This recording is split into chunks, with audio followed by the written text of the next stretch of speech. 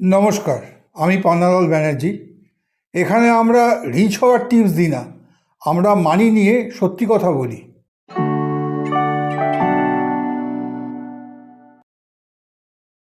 ধরুন আমি আপনাকে বললাম মিউচুয়াল ফান্ডে ইনভেস্ট করুন।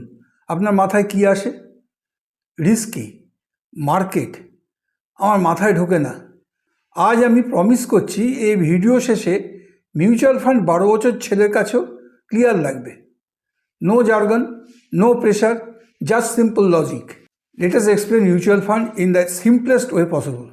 ধরুন আপনার কাছে 1000 টাকা আছে, আপনি ইনভেস্ট করতে চান, কিন্তু প্রবলেম কোনো কোম্পানি ভালো জানেন না, মার্কেট বোঝেন না, রিস্ক নিতে ভয়।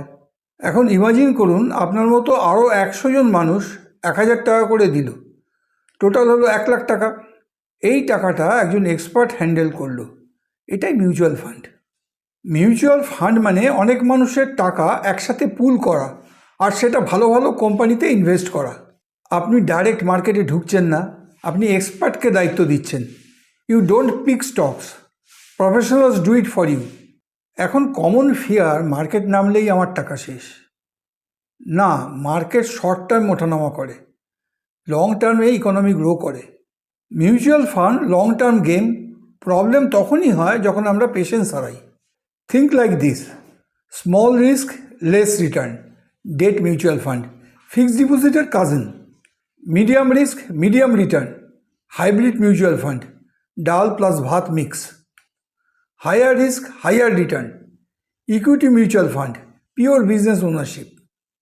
Age কম টাইম বেশি, ইকুইটি; এজ বেশি টাইম কম, ডেট অথবা হাইব্রিড।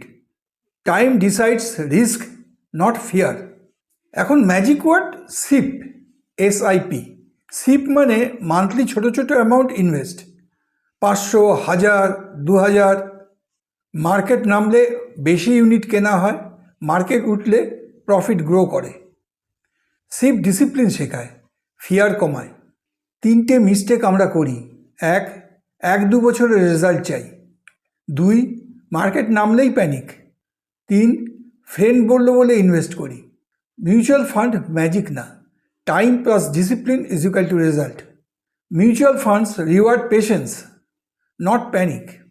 মিউচুয়াল ফান্ড গ্যামলিং না, শর্টকাট না, স্ক্যাম না। এটা একটা টুল, ঠিকভাবে ব্যবহার করলে মিডল ক্লাস ওয়েলথ বিল্ড হয়, ভুল এক্সপেকটেশন রাখলে ডিসঅ্যাপয়েন্টমেন্ট হয়। যদি আজ মিউচুয়াল ফান্ড আপনার কাছে ভয়ের জিনিস না লাগে, এই ভিডিও সাকসেসফুল। সাবস্ক্রাইব করুন পিবি মানি টক্স, কারণ এখানে আমরা ফিনান্স এক্সপ্লেন করি ফিয়ার দিয়ে নয়, লজিক দিয়ে।